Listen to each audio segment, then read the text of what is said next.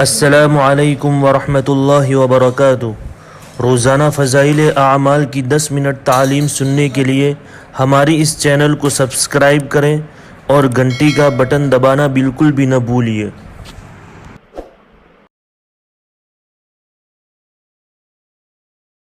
بسم اللہ الرحمن الرحیم۔ حضرت ابن عباس رضی اللہ تعالیٰ عنہما کا نماز کی وجہ سے آنکھ نہ بنوانا۔ حضرت عبداللہ ابن عباس رضی اللہ تعالیٰ عنہ کی آنکھ میں جب پانی اتر آیا تو آنکھ بنانے والے حاضر خدمت ہوئے اور عرض کیا کہ اجازت ہو تو ہم آنکھ بنا دیں، لیکن 5 دن تک آپ کو احتیاط کرنا پڑے گی کہ سجدہ بجائے زمین کے کسی اونچی لکڑی پر کرنا ہوگا۔ انہوں نے فرمایا یہ ہرگز نہیں ہو سکتا، واللہ ایک رکعت بھی اس طرح پڑھنا مجھے منظور نہیں۔ حضور صلی اللہ علیہ وسلم کا ارشاد مجھے معلوم ہے کہ جو شخص ایک نماز بھی جان کر چھوڑ دے وہ حق تعالی شانہ سے ایسی طرح ملے گا کہ حق تعالی شانہ اس پر ناراض ہوں گے۔ فائدہ: اگرچہ شرعاً نماز اس طرح سے مجبوری کی حالت میں پڑھنا جائز ہے اور یہ صورت نماز چھوڑنے کی وعید میں داخل نہیں ہوتی، مگر حضرات صحابہ اکرام رضوان اللہ تعالی علیہم اجمعین کو نماز کے ساتھ جو شغف تھا اور نبی اکرم صلی اللہ علیہ وسلم کے ارشاد پر عمل کی جس قدر اہمیت تھی، اس کی وجہ سے حضرت ابن عباس رضی اللہ تعالی عنہما نے آنکھ بنوانے کو بھی پسند نہ کیا کہ ان حضرات کے نزدیک ایک نماز پر ساری دنیا قربان تھی۔ آج ہم بے حیائی سے جو چاہے ان مر مٹنے والوں کی شان میں منہ سے نکال دیں، جب کل ان کا سامنا ہوگا اور یہ فدائی میدان حشر کی سیر کے لطف اڑا رہے ہوں گے، جب حقیقت معلوم ہوگی کہ یہ کیا تھے اور ہم نے ان کے ساتھ کیا برتاؤ کیا۔ صحابہ کرام رضوان اللہ تعالی علیہم اجمعین کا نماز کے وقت فوراً دکانیں بند کر دینا۔ حضرت عبداللہ بن عمر رضی اللہ تعالیٰ عنہ ایک مرتبہ بازار میں تشریف رکھتے تھے کہ جماعت کا وقت ہو گیا، دیکھا کہ فوراً سب کے سب اپنی اپنی دکانیں بند کر کے مسجد میں داخل ہو گئے۔ ابن عمر رضی اللہ تعالیٰ عنہ فرماتے ہیں کہ انہی لوگوں کی شان میں یہ آیت نازل ہوئی، رجال لا تلہیہم تجارت ولا بیع عن ذکر اللہ۔ ترجمہ: پورے آیت شریفہ کا یہ ہے کہ ان مسجدوں میں ایسے لوگ صبح اور شام اللہ کی پاکی بیان کرتے ہیں جن کو اللہ کی یاد سے اور بالخصوص نماز پڑھنے اور زکوٰۃ دینے سے نہ خریدنا غفلت میں ڈالتا ہے نہ بیچنا۔ وہ ایسے دن کی پکڑ سے رہتے ہیں جس میں بہت سے دل اور بہت سے آنکھیں الٹ جائے گی۔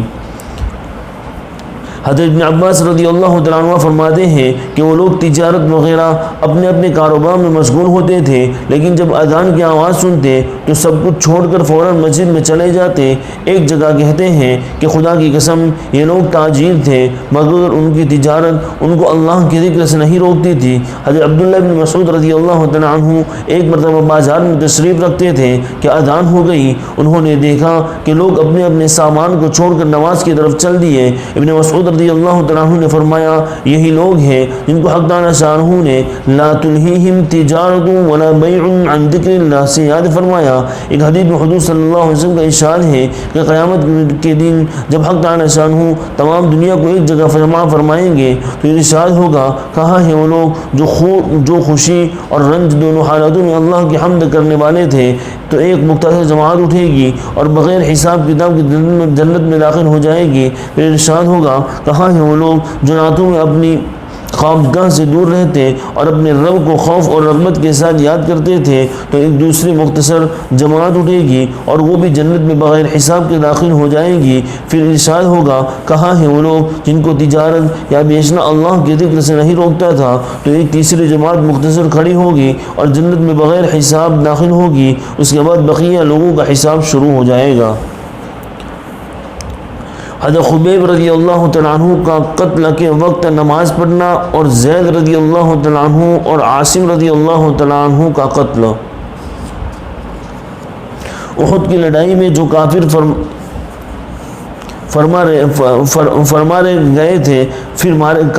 گئے تھے احد کی لڑائی میں جو کافر مارے گئے تھے ان کے عزیزوں میں انتقام کا جوش زور پر تھا۔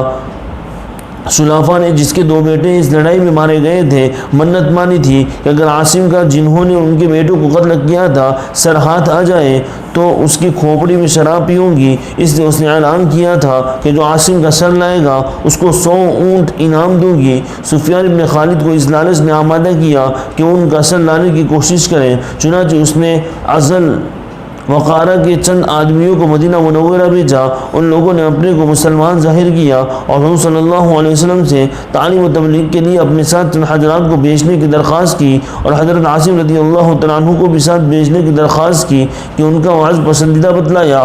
चुनांचे हुज़ूर सल्लल्लाहु अलैहि वसल्लम ने 10 आदमियों को और बाज़ रिवायत में 6 आदमियों को उनके साथ लेकर रवाना साथ कर दिया, जिनमें हज़रत आसिम रज़ियल्लाहु तआला अन्हु भी थे। रास्ते में जाकर उन ले जाने वालों ने बिदअत की और दुश्मनों को मुकाबला के लिए बुलाया, जो 200 आदमी थे और उनमें से 100 आदमी बहुत मशहूर तीर अंदाज थे।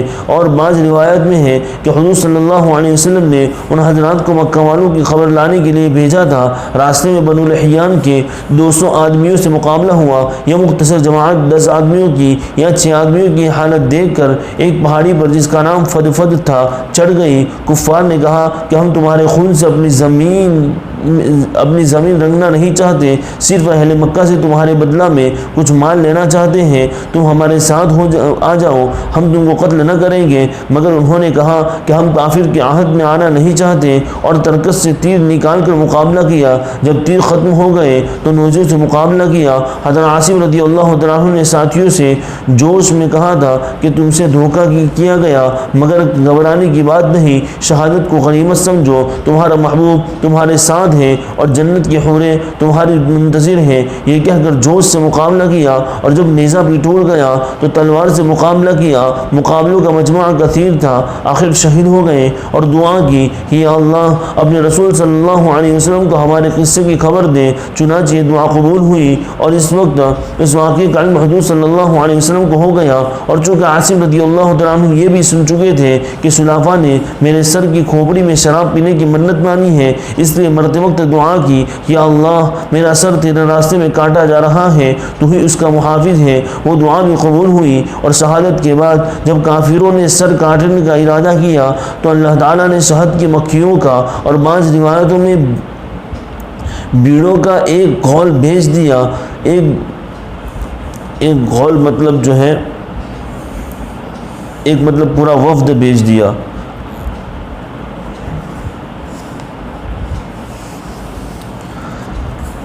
और दुआ की कि अल्लाह अपने रसूल सल्लल्लाहु अलैहि वसल्लम को हमारे किस्से की खबर दे दो। चुनांचे ये दुआ भी कबूल हो गई थी और एक घोल भेजा मतलब एक जमात भेजी, एक वफ्द भेजा, जिन्होंने उनके बदन को चारों तरफ से घेर लिया। काफिरों को ख्याल था कि रात के वक्त जब ये उठ जाएंगी तो सर काट देंगे, मगर रात में एक बारिश की रौ आई और उनको नाश को बहा कर ले गई। इसी तरह 7 आदमी या 3 आदमी शहीद हो गए, गर्ज 3 बाकी रह गए। हज़रत खुबैब रज़ियल्लाहु तआला अन्हु और हज़रत ज़ैद इब्न दसाना और हज़रत अब्दुल्ला इब्न तारिक रज़ियल्लाहु तआला अन्हु, इन हज़रात से फिर उन्होंने अहद पैमान किया कि तुम नीचे आ जाओ तो हम तुमसे बलाहरी न करेंगे। ये तीनों हज़रात नीचे उतर आए और नीचे उतरने पर कुफ़ार ने उनकी कमानों की तान उतार कर उनकी मशक़ें बांधी। हज़रत अब्दुल्ला इब्न तारिक रज़ियल्लाहु तआला ने फरमाया कि यह पहली बदआदमी है, मैं तुम्हारे साथ हरगिज़ न जाऊँगा। उन शहीद होने वालों का इक़्तिदा ही मुझे पसंद है। उन्होंने ज़बरदस्ती उनको खींचना चाहा, मगर ये न टले तो उन लोगों ने उनको भी शहीद कर दिया। सिर्फ उन 2 हज़रात उनके साथ रहे, जिनको ले जाकर उन लोगों ने मक्का वालों के हाथ फरोख्त कर दिया। एक हज़रत ज़ैद इब्न लसाना रज़ियल्लाहु, जिनको सुफियान इब्न उमैया ने 50 ऊँट के बदले में ख़रीदा ताकि अपने बाप उमैया के बदले में कत्ल कर दें। दूसरे हज़रत खुबैब रज़ियल्लाहु तआला अन्हु, जिनको हुजैर इब्न अबी इहाब ने 100 ऊँट के बदले में ख़रीदा ताकि अपने बाप के बदले में उनको कत्ल करें। बुखारी शरीफ की रिवायत है कि हारिस इब्न आमिर के औलाद ने ख़रीदा कि उन्होंने बदर में हारिस को कत्ल किया था।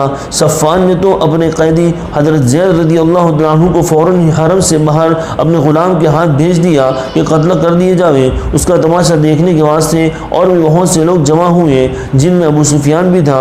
उसने हज़रत ज़ैद रज़ियल्लाहु तआला अन्हु से शहादत के वक्त पूछा कि ज़ैद, تجھ کو خدا کی قسم سچ کہنا، کیا تجھ کو یہ پسند ہے کہ محمد صلی اللہ علیہ وسلم کی گردن تیرے بدلے میں مار دی جائے اور تجھ کو چھوڑ دیا جائے کہ اپنے اہل و عیال میں خوش و خرم رہے؟ حضرت زید رضی اللہ تعالیٰ عنہ نے فرمایا کہ خدا کی قسم مجھے یہ بھی گوارا نہیں کہ حضور صلی اللہ علیہ وسلم جہاں ہیں وہیں ان کے ایک کانٹا بھی چوبے اور ہم اپنے گھر پر آرام سے رہے۔ یہ جواب سن کر قریش حیران رہ گئے۔ ابو سفیان نے کہا کہ محمد صلی اللہ علیہ وسلم کے ساتھیوں کو جتنی ان سے محبت دیکھی اس کی نظیر کہیں نہیں دیکھی۔ اس کے بعد حضرت زید رضی اللہ تعالیٰ عنہ شہید کر دیے گئے۔ حضرت خبیب رضی اللہ تعالیٰ عنہ ایک عرصے تک قید میں رہے۔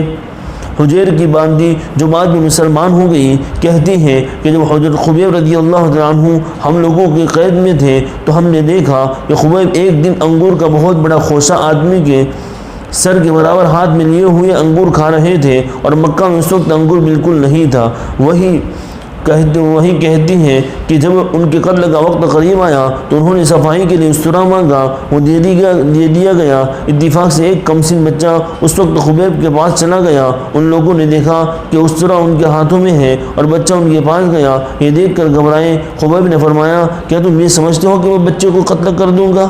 ایسا نہیں کر سکتا۔ اس کے بعد ان کو حرم سے باہر لایا گیا اور سولی پر لٹکانے کے وقت آخری خواہش کے طور پر پوچھا گیا کہ کوئی تمنا ہو تو بتاؤ۔ انہوں نے فرمایا کہ مجھے اتنی مہلت دی جائے کہ 2 رکعت نماز پڑھ لوں کہ دنیا سے جانے کا وقت ہے اور اللہ جل شانہ کی ملاقات قریب ہے۔ چنانچہ مہلت دی گئی۔ انہوں نے 2 رکعت نہایت اطمینان سے پڑھی اور پھر فرمایا کہ اگر مجھے خیال نہ ہوتا کہ تم لوگ یہ سمجھو گے کہ میں موت کی ڈر کی وجہ سے دیر کر رہا ہوں تو 2 رکعت اور پڑھتا۔ اس کے بعد سولی پر لٹکا دیے گئے تو انہوں نے دعا کی کہ یا اللہ کوئی ایسا شخص نہیں ہے جو تیرے رسول صلی اللہ علیہ وسلم تک میرا آخری کا سلام پہنچا دے۔ چنانچہ حضور صلی اللہ علیہ وسلم کو بذریعہ وحی اسی وقت سلام پہنچایا گیا۔ حضور صلی اللہ علیہ وسلم نے فرمایا وعلیکم السلام یا خبیب، اور ساتھیوں کو اطلاع فرمائی کہ خبیب کو قریش نے قتل کر دیا۔